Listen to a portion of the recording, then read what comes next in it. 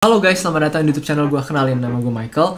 Nah, di YouTube channel ini gue suka banget berbagi informasi mengenai fitness maupun diet. Jadi buat lo yang lagi pengen naikin atau turun berat badan, atau buat lo yang baru mulai fitness, jangan lupa subscribe channel ini, karena gue suka banget berbagi informasi baik mengenai fitness maupun diet di media sosial gue seperti Instagram, TikTok, maupun di YouTube. Jadi jangan lupa subscribe ya. Oke, jadi pada topik pembahasan kali ini gue pengen bahas salah satu topik, yaitu mengenai informasi nutrisi yang terdapat pada kemasan suatu makanan. Jadi kalau misalkan kita lihat nih, makanan di balik kemasan suatu makanan biasa ada informasi nutrisinya. Nah, dan sekarang juga kalau misalkan kita mungkin langganan catering, atau mungkin ada beberapa rumah makan yang udah menyediakan informasi nutrisinya. Nah, sebenarnya informasi nutrisi yang terdapat di kemasan ini, atau di rumah makan ini, atau di catering dan lain-lain itu akurat nggak sih? Jawabannya adalah tidak 100% akurat. Tapi semoga ini nggak buat kalian takut ya. Jadi itu adalah sebuah fakta yang ada di lapangan, bahwa sebenarnya makanan itu yang ada di kemasan dan lain-lain itu tetap ada persentase errornya. Dan kurang lebih, kalau dari statistik, makanan kemasan itu kira-kira 25% akurasi kesalahannya. Jadi plus minus 25% salahnya. Nah, kalau misalkan teman-teman tahu lagi frozen food tuh yang biasa teman-teman taruh di kulkas di atas tuh. Nah, itu akurasinya kira-kira sekitar 8% kesalahannya. Nah, kalau misalkan teman-teman beli kayak catering dan di rumah makan, misalkan kalau misalkan di luar negeri biasa mereka udah ada kayak misalkan contoh deh ya. Misalkan rumah makan cepat saji, contohnya KFC, McDonald, itu kira-kira kalau misalkan di rata-ratain kesalahannya itu kira-kira 18% lah margin errornya. Nah, bro, katanya kalau misalkan mau mencapai goal dietnya, misalkan mau naikin atau turun berat badan, harus mencapai kalori. Gimana cara mencapai kalau misalkan angkanya aja salah? Jadi gini, tujuan kita buat ngitung kalori itu sebenarnya bukan karena kita benar-benar bisa prediksi 100%. Sama kayak misalkan teman-teman cek di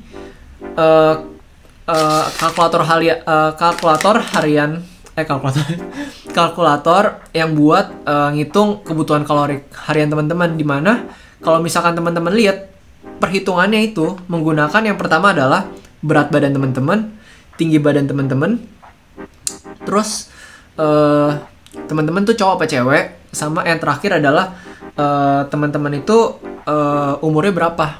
Nah, mereka menggunakan 4 variabel ini buat ngitung kebutuhan kalori harian kita atau kalori yang keluar. Nah, yang 4 ini itu nggak menjamin bahwa dengan pakai hitungan ini teman-teman bakal dapet hitungan kalori yang tepat. Begitupun juga kalori yang masuk. Tapi kurang lebih bisa menggambarkan secara umum kira-kira berapa yang dibutuhkan teman-teman. Kita anggap aja deh, kenapa ada yang namanya cowok sama cewek, kok kayak dibedain gitu ya. Nah, gini, kalau misalkan kalori out dari cewek, contohnya mama kamu deh.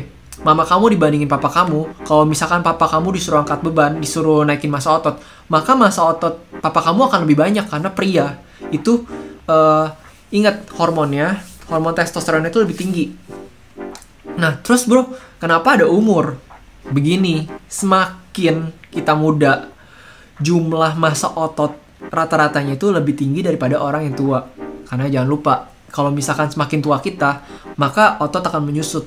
Oleh sebab itu makanya disaranin kalau misalkan lo mau bangun massa otot, dimulai dari sedini mungkin. Nah, jadi gitu teman-teman. Jadi aku kasih gambaran tentang dari kalori yang keluar aja, itu perhitungannya itu perkiraan doang. Jadi kita ada gambarannya. Begitu juga dengan kalori yang masuk dari makanan. Ini juga perkiraan. Tapi apakah pas mereka misalkan ini kan makanan, berarti kan misalnya buat terjun di pasaran nutrisinya ada, berarti kan mestinya melewati pemeriksaan dong. Yes, benar banget. Mereka juga dicek kalori nutrisinya. Tapi yang perlu kita ketahui bahwa sampel yang dikasih belum tentu sama sampel yang diproduksi. Karena apa? Pertama, bukan karena mereka curang. Gini, suatu produk itu kan diproduksi, misalkan contoh deh ya, ada yang ditanam lah buah atau sayur. Nah, mau prosesnya, cara tanamannya beda, maka akan menghasilkan nutrisi yang agak beda. Begitupun juga pas nanti diproses akan beda lagi. Makanya meskipun pas perhitungan di laboratoriumnya itu dengan sampelnya itu akurat, tapi pada kenyataannya, realitanya ada kemungkinan besar akan berubah. Dan itu sebenarnya hal yang wajar. Mereka nggak curang, karena emang realitanya kan kita nggak bisa ngontrol itu kan.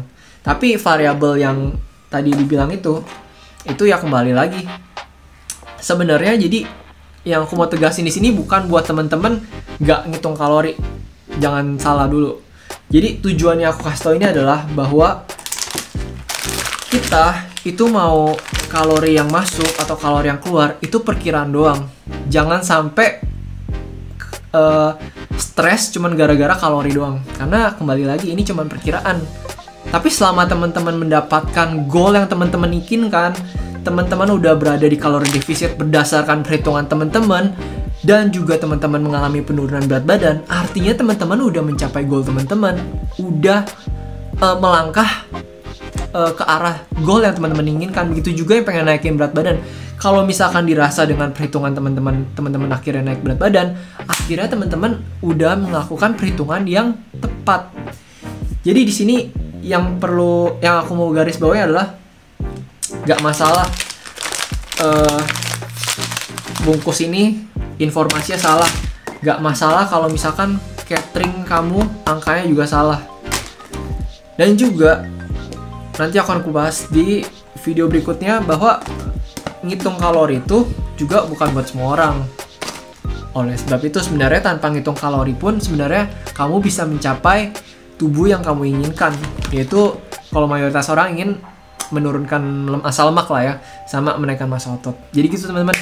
Kalau teman-teman suka sama pembahasan kali ini, jangan lupa klik like, subscribe, dan juga tulis komentar mau bahas tentang apa lagi.